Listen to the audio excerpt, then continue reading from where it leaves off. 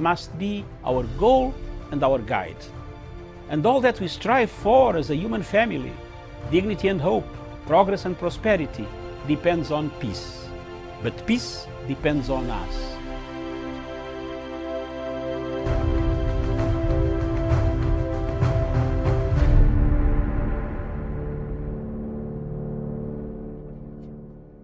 Of DRC. What's wrong with your country? Well, we don't even start by saying the King of Belgium created a slave colony for 30 years. The government of Belgium ran the slave colony for another 40 years. The CIA assassinated your first popular leader, Mr. Lumumba, and then installed another dictatorship for the next 30 years. And then Glencore and others now suck out your cobalt without giving you tax income. We don't reflect on that. We say, what's wrong with you? Why don't you govern properly? And so we have a system, but we need a different system. We cannot turn this over to the private sector. We already did about 100 years ago. Not only to the private sector with the U.S. military behind it, with the defense of these property rights in the Minister of Honduras's country, where United Fruit ran the country for a long time. And their attorney was the foreign minister of the United States, Secretary Dulles, and his brother was the head of the CIA. And overthrew the next door neighbor, Mr. Arbenz, to make sure that United Fruit could have its property. So we have a system, but we need a different system. And the different system has to be based on principles of human dignity in the Universal Declaration, principles of sovereignty, principles of economic rights, because these are not nice things to do. In 1948, all the government said that food is a right, social protection is a right, not a nice thing, not a pleasant thing, a right. That was 73 years ago. The SDGs are nothing more than our generation's attempt to honor the Universal Declaration of Human Rights. I come from a country that not only doesn't care about the world's poor, it doesn't even care about its own poor. 1 in 7 Americans is hungry right now, and they don't care. I mean, the poor people care, but one political party, all it cares about is cutting taxes for the rich and filibustering any solution. So we're in a world that's really tough. The private sector is not going to solve this problem. I'm sorry to say to all of the private sector leaders, behave, pay your taxes, follow the rules. That's what you should do.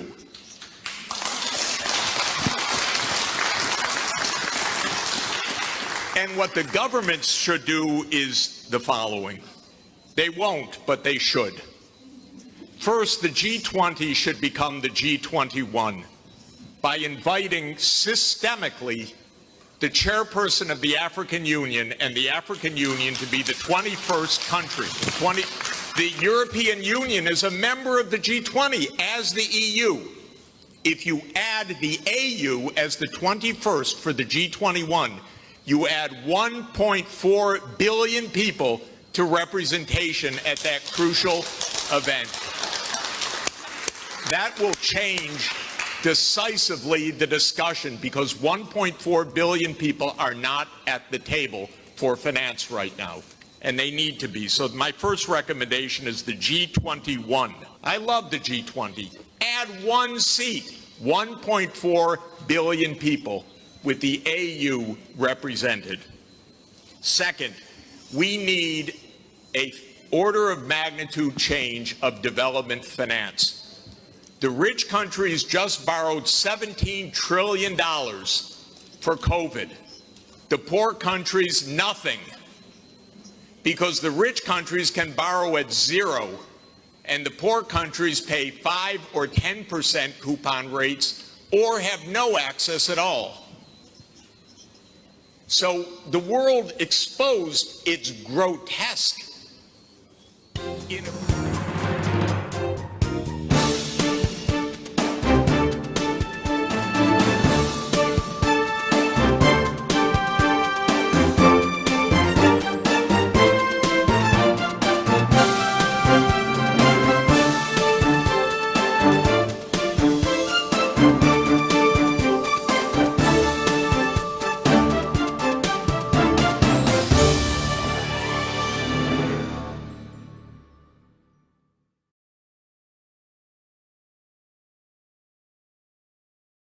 Good evening, viewers. Welcome to Punchline Africa Television, broadcasting all the way from the Political Command Center in Nairobi, Kenya. Thank you very much, viewers across the continent of Africa. Wherever you are in the world, in the globe, watching us, this is Punchline Africa. Is it a program Face the Fire? You face the political fire when you are on this program. We shall tell you, ask you questions, seek solutions for our continent of Africa. Africa is a great continent endowed with minerals and many other things. A very good weather. What is the problem with our continent? We talk about elections. Do we really know what elections are in Africa? How many people in Africa know what elections are? Apart from waiting for results, waking up in the morning to go and vote and then disappear. How many people know that we might not be needing elections after all in Africa in order to become Africans? How were we conducting our affairs before the colonial man came into our continent? What has elections caused us on this continent of Africa? Have we had problems? Is every African country having difficulties on elections? Every election, before elections, during elections? I can see so many countries this year on the continent of Africa looking for elections, wanting elections. Everybody singing, hallelujah, elections, hallelujah, elections. Do these elections help you? How many people have been talking to their MPs directly? How many people benefit? How many people are wounded because of elections? Do elections help to dismember Africa? My guests today, and my main guest today, is none other than Professor PLO Lumumba. Professor PLO Lumumba is a professor at law. He teaches law. He studied political science and constitutional law. He's a motivational speaker. He speaks for Africa. He has never shied from telling the truth. Professor PLO Lumumba has told the world that Africa has so many engineering classes, but we have very few engineers. I don't know. Many who will join the panel will agree with me that Africa has so many engineers, but we have very few engineering classes, but we have very few engineers who can even make a needle. A needle is not made in China, then brought back to us. That is what we want to hear. Professor PLO Lumumba, welcome to the show, sir. Good evening. Good evening, David.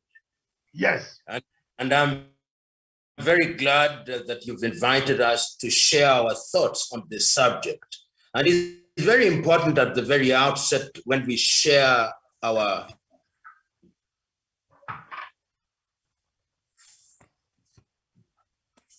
Yes, go on. Yeah, it is very important when we share our thoughts on this subject to make those who are listening to us know that we do not claim the monopoly of knowledge, and we are giving our perspectives on these issues, which may sometimes differ from theirs. But on the question that you have asked, Africa must now ponder and ask the critical question. And it is not lost on me that we are speaking on the day that the African National Congress is celebrating her 110th anniversary, the oldest political party in the continent of Africa.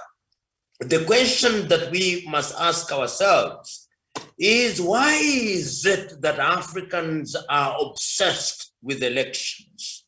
If you belong to any WhatsApp grouping in Africa today, people focus on election. The Ghanaians or that the Kenyans are now talking about nothing but elections, which are 8 months away. The Zimbabweans are talking about the elections which are due in 2023. The Nigerians are talking about elections due in 2023. The Ghanaians are talking about elections due in 2025. The Ugandans are talking about elections due in 2026. It has become an obsession. And the reason why this must be examined is of what value are elections in Africa.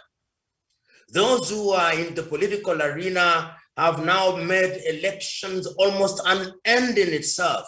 And there are countries where people have been campaigning on a daily basis for the last 20 years. In Kenya, I dare say that campaigns have been on of one kind or another since the year 1992, simply because some people think they must be presidents, others think they must be senators, others think they must be members of parliament, and others think they must be ministers. And in achieving these, what they do is to incite people along clan lines, to incite people along ethnic lines. And the net effect is elections in Africa threatens the nation.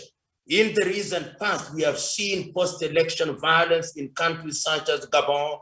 We have seen some violence in Nigeria. We have seen violence in Central African Republic, in Burkina Faso, in Cote d'Ivoire, in Uganda, in Kenya, in Burundi. And it begs the question, why is it that we Africans are so obsessed with this election?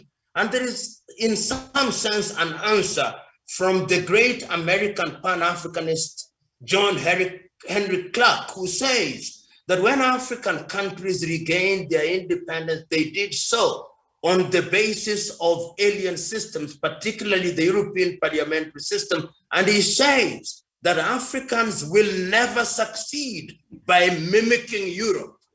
Of course, I know in the 1980s and 90s, we started something that was called as the new constitutional dispensation, where countries were creating constitutions based on liberal democracy with multi-party politics at the centerpiece of it all. And I'm submitting to us that until the day that Africans are capable of assessing their real governance systems, these elections are going to be problematic in many African countries. And let me say this rather bluntly. To the political class in Africa, they have recognized that the shortest avenue to getting honor and privilege and to getting material wealth is to be a politician. Today in Kenya, for example, if you are a member of parliament, available to you is the Constituency Development Fund. You may, through procurement, delude some of us that you don't dip your hand in the till, but we know that they do so. If you are the equivalent of a councillor, you have a fund to yourself. If you are president, you have access to security funds. If you are in the opposition today in Kenya and other African countries, your party receives money. This is a lottery. Politics in Africa has become a lottery, and membership of parliament, senatorial membership, gubernatorial membership, and presidencies have become trophies. Of course, the voters are deluded by what I call a feel-good effect. If a person from your tribe is a president, then you feel good, but the circumstances of the people do not change.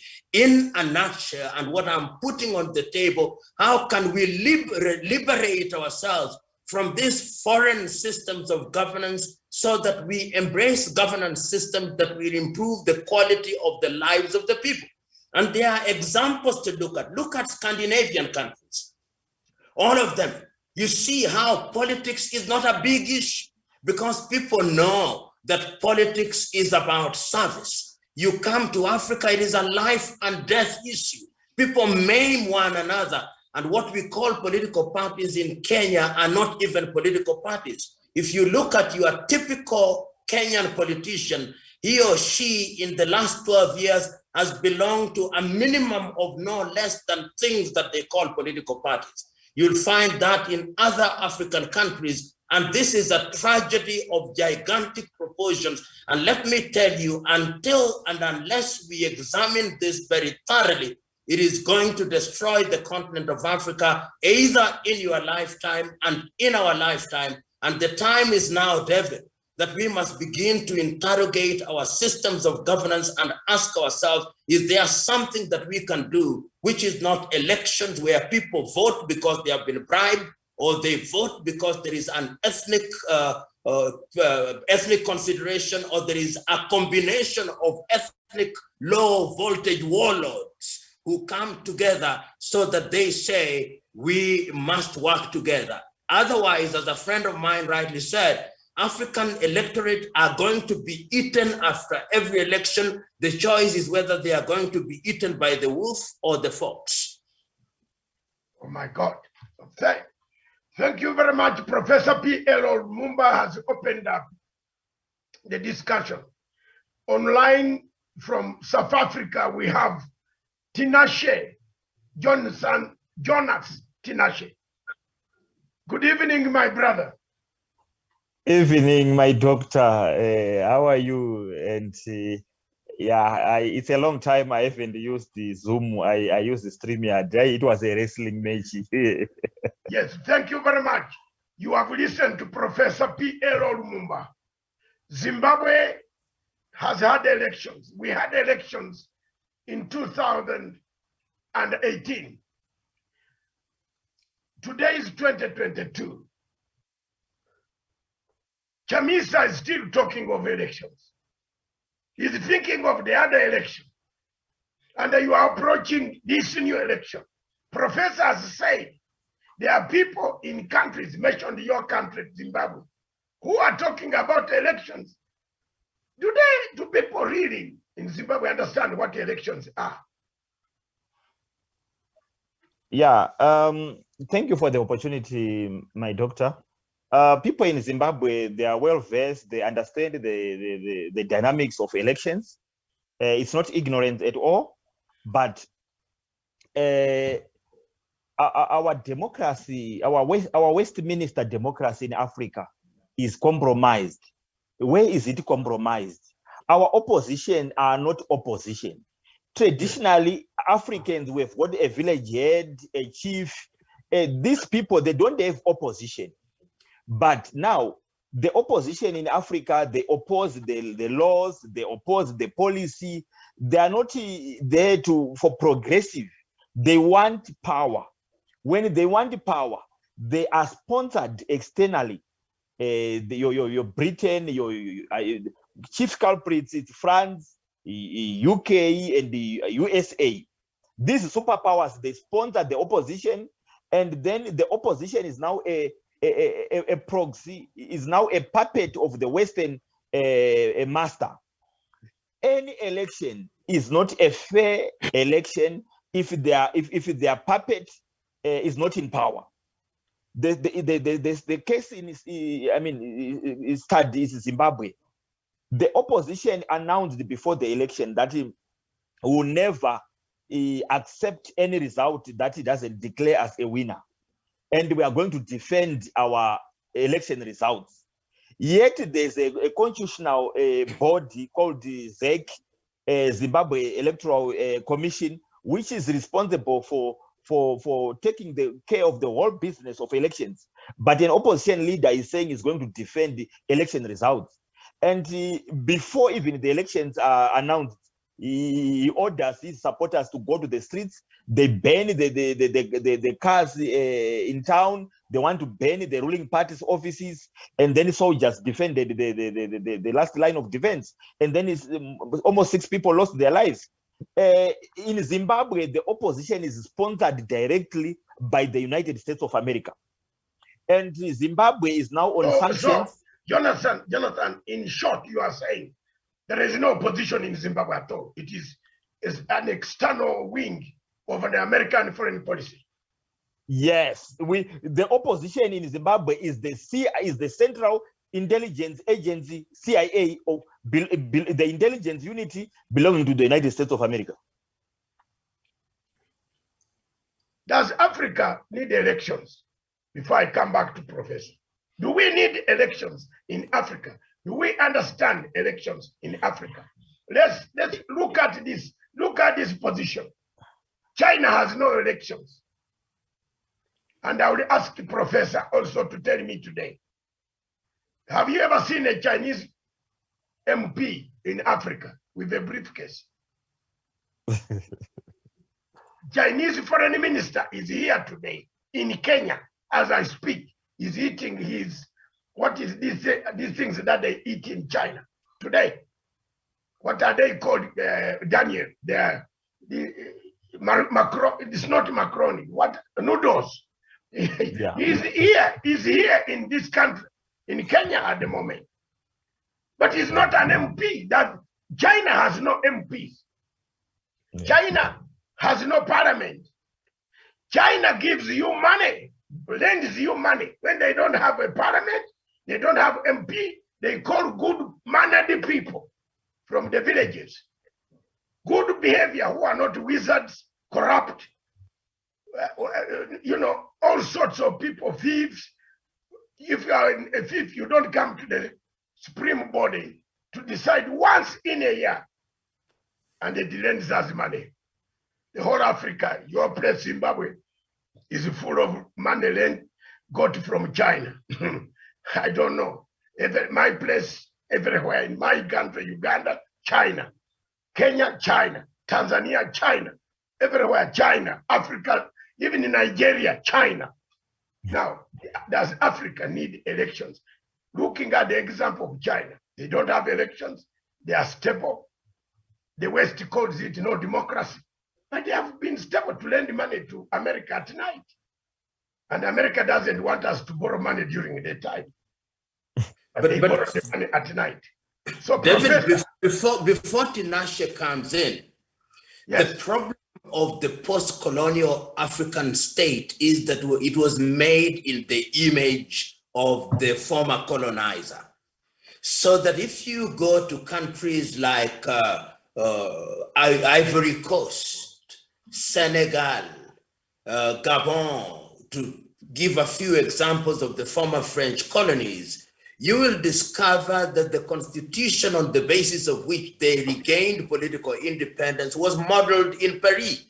The parties that were then created by some of these individuals were also created there. And the electoral system that we inherited were also crafted there.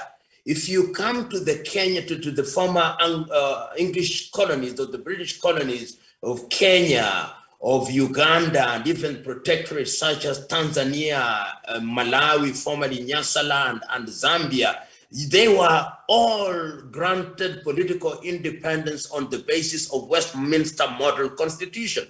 So that even when we talk about the political party, the character of the political party in Africa is alien to our way of governance. And remember that the African countries are also artificial. These were countries that were welded together in Berlin, and the political leaders in many countries were also acolytes of the colonial power. When we regained independence, this has not changed. Those who joined politics quickly realized that politics gave them the privileges which it gave to the colonizers. And that is why people in Africa are so interested in titles. It is in Africa where you hear the president wants to be called His Excellency so and so. You never hear European presidents insisting that they must have those titles. It is in Africa where you have prime ministers calling themselves Right Honorable. What nonsense, Right Honorable. It is here that you have members of members of parliament insisting that they must be called Honorable, because we are mimicking things that we don't understand. And if you walked, and Tinashe, I heard you clearly saying that the Zimbabweans now understand what election is. Nonsense. And I am sorry that I'm using this word. They don't. What they know is that this is an opportunity to put somebody from our tribe or somebody who has paid us money the opportunity to be in the presidency so that for the people in rural